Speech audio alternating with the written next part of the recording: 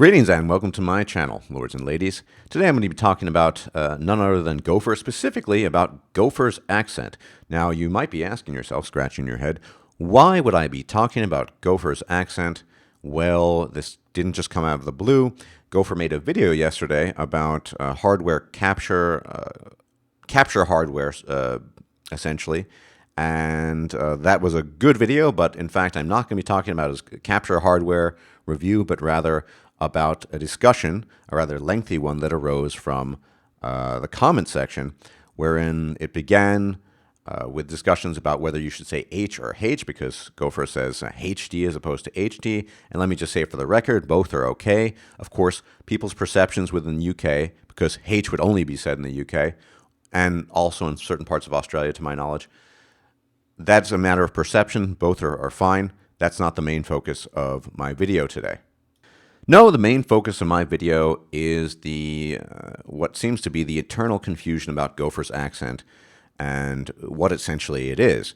And more to the point, there seemed to be a lot of confusion arising from my fellow Americans as to what kind of accent it is and whether or not it's posh. Now, just as an aside, Gopher does not have a posh accent.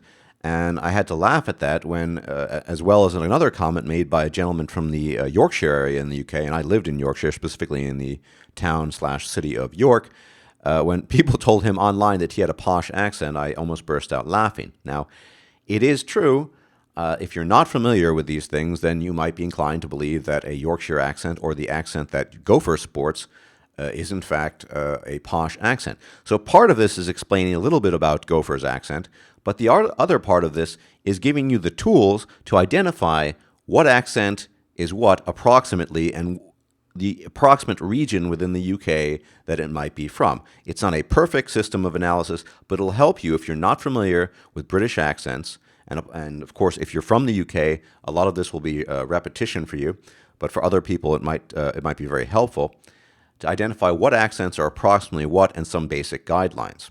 Now, I would never presume to speak for Gopher. Gopher is Gopher. He could regale you far, far better than I could about his life journey. That's not what this video is about. I'm strictly and simply talking about the manner, his speech mannerisms, and how he talks. So let's launch into it.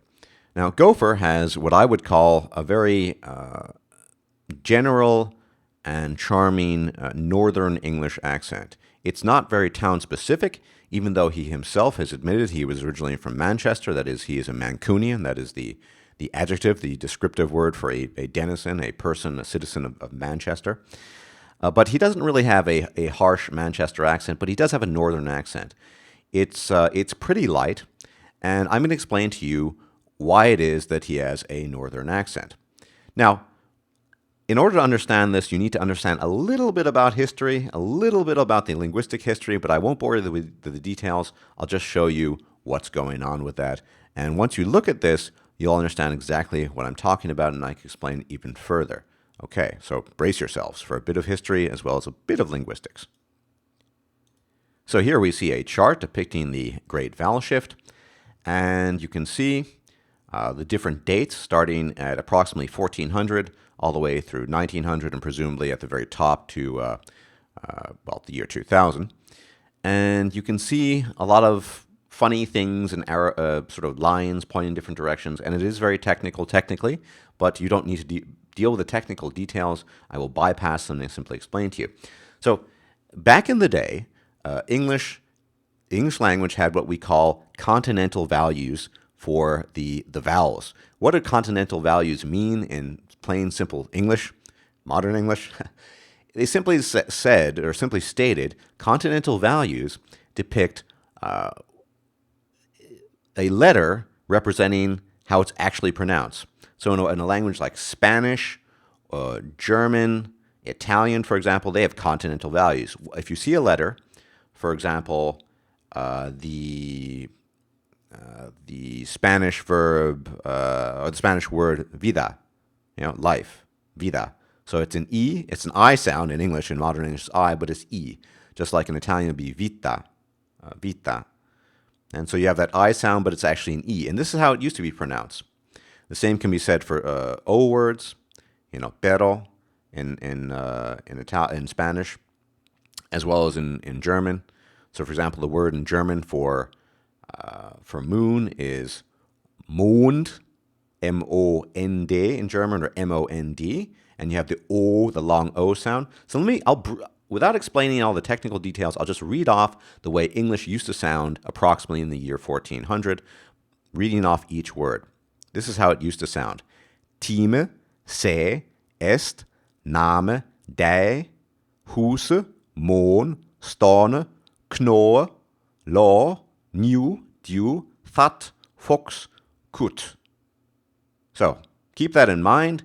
Back in the day, all those words sounded approximately like that. Those aren't perfect imitations because we don't have people speaking early 15th century English, but approximately that's how it sounded. These are so-called continental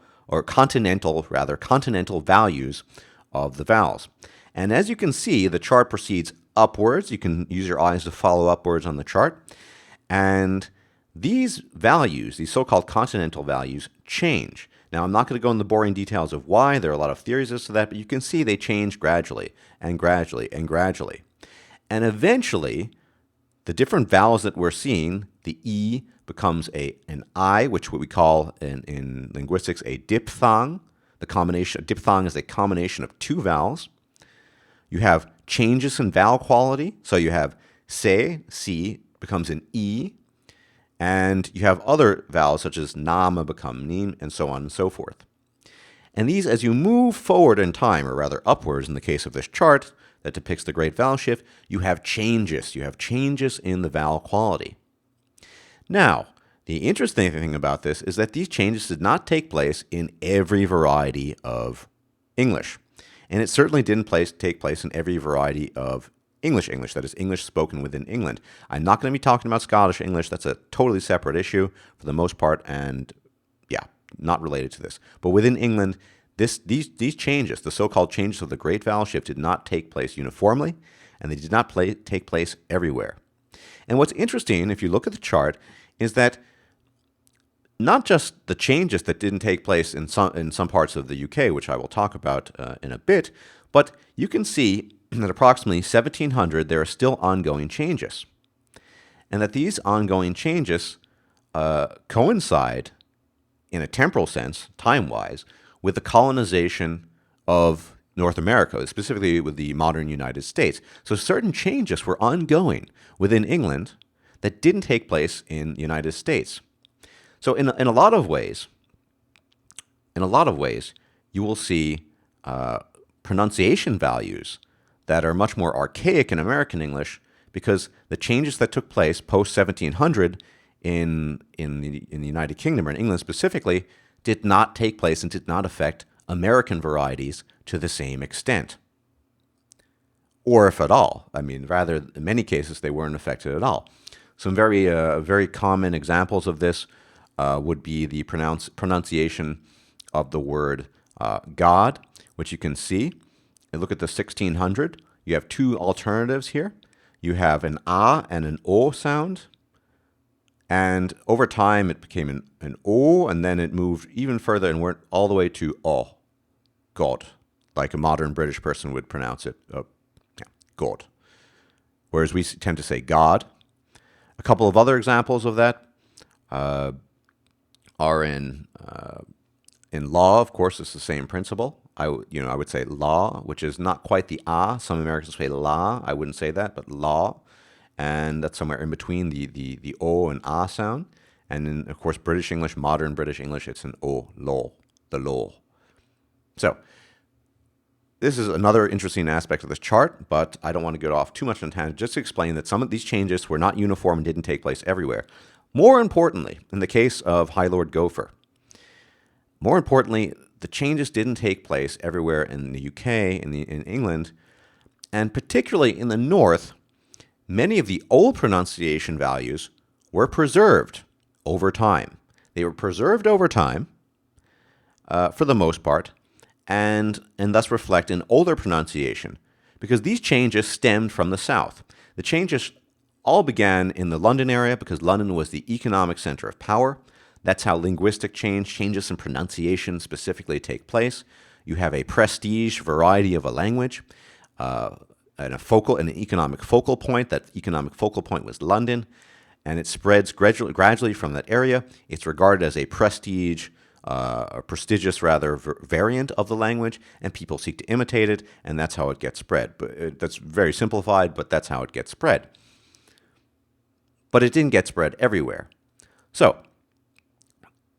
that's the chart. Remember it. Look back at it if you need to.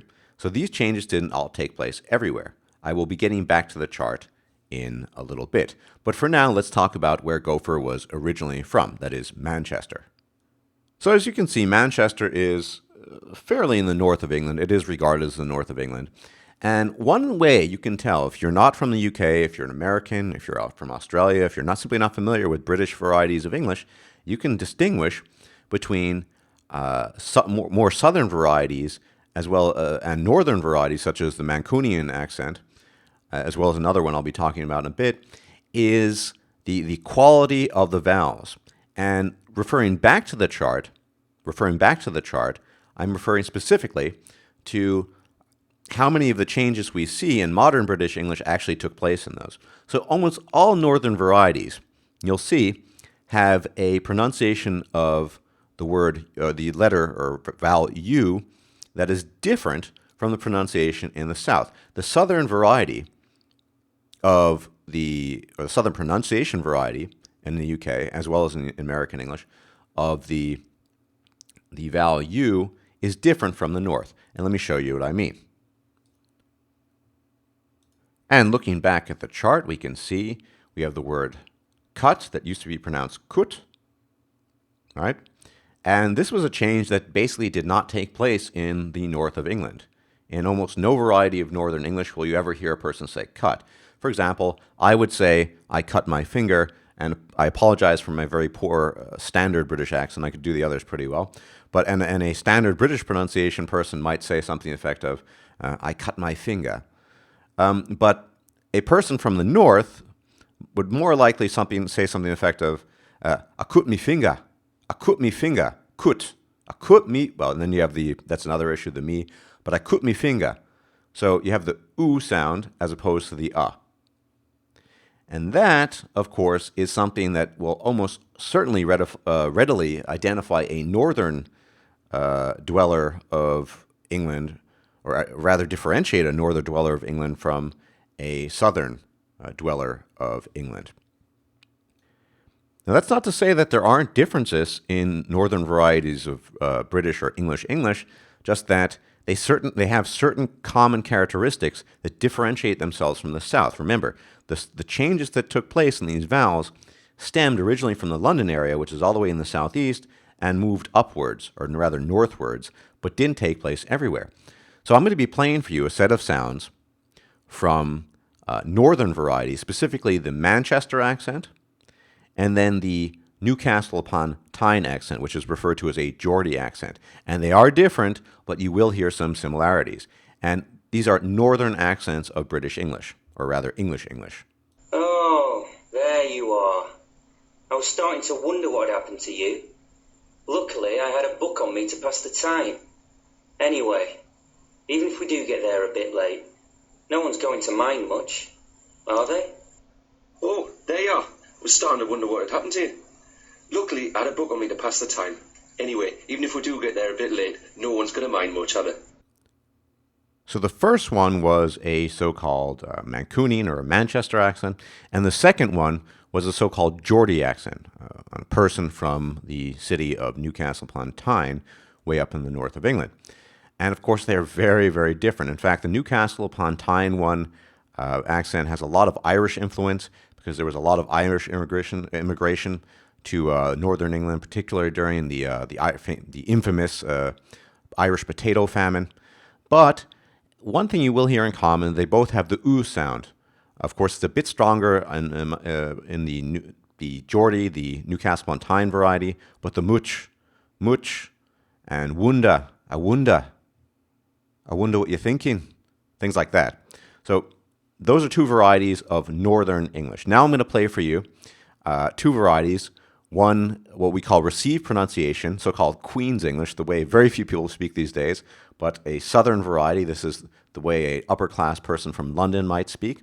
And then I'll play a sample of a Cockney accent, which will sound a bit funny to some of you if you're not familiar with it, but also a Southern variety, and you can see the commonalities amongst them as well. Oh, there you are. I was starting to wonder what had happened to you. Luckily, I had a book on me to pass the time. Anyway, even if we do get there a bit late, no one's going to mind much, are they? Ah, there you are. I was starting to wonder what happened to you.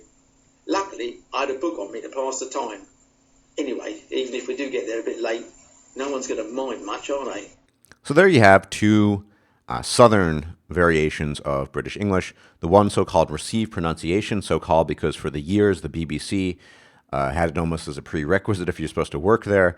And everyone on the BBC spoke that way. There's been a lot of diversification in the past decade or two, as well as the way you were supposed to pronounce things. And that was received pronunciation. That's why it's called received. And the second sample, that's Cockney. That's London Cockney. It is, I suppose, in the eyes of some, regarded as a lower class variety of Londonese. And, of course, they're completely different from each other. But where you will hear similarities, once again, is the U vowel. And I'm focusing so much on this vowel because it helps distinguish these things in a broad sense. So if you're not familiar with these British varieties, then you can really focus in on these things and say, okay, here you have a Southern variety, here you have a Northern variety. At least I can get a general sense of where this person is coming from in terms of how he speaks, or she speaks for that matter. So of course in the North you have the oo sound, tendency towards the oo sound, and in the South you have even the sound, just like in American English. Much. So, the Cockney speaker, of course, he's very different kind of accent. It's a very different kind of accent from the RP, the received pronunciation accent, but you still have the sound. And of course, the intonation, the cadence is also very different. But those are some of the commonalities. Now, the big question, getting back to High Lord, the esteemed High Lord Gopher, well, what kind of accent does he have? He doesn't really have anything that fits into the Southern varieties in my personal assessment, and I think he would confirm that. I don't know what his life history is. Like I said, he's far better at telling that than he would be far better at that than myself at telling you what that is. But loosely speaking, it's not very extreme, but if you listen to his vowels, his intonation, he does have a bit of the Northern jang going. He tends to say things such as, it's not just, but he'll say maybe just. It's not quite as pronounced or as far gone as some of the varieties that that was a heavy Manchester accent, as well as a heavy Geordie or Newcastle upon Tyne accent.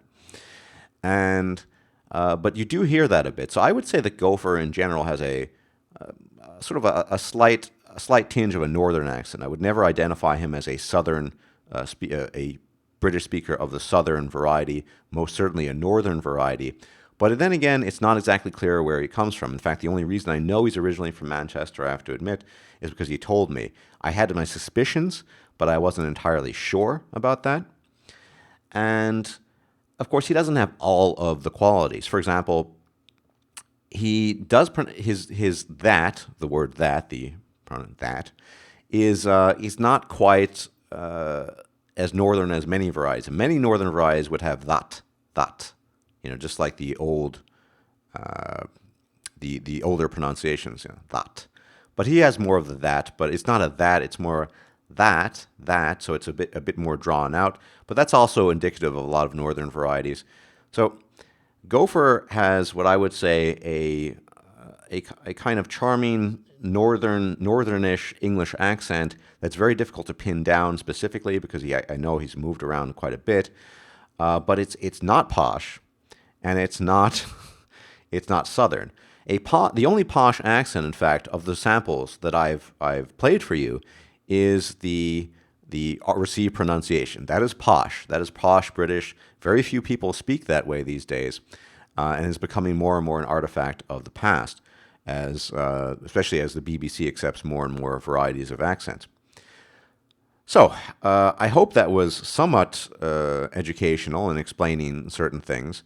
And I hope if you're not familiar with British varieties, then you have a basic rule of thumb. You know that certain vowels and certain varieties, depending on the geographical location, will be pronounced in a different way from the varieties in another geographical location.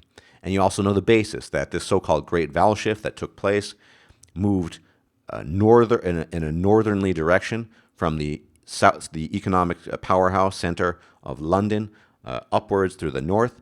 But it didn't hit everything in equal measure. It wasn't ubiquitous.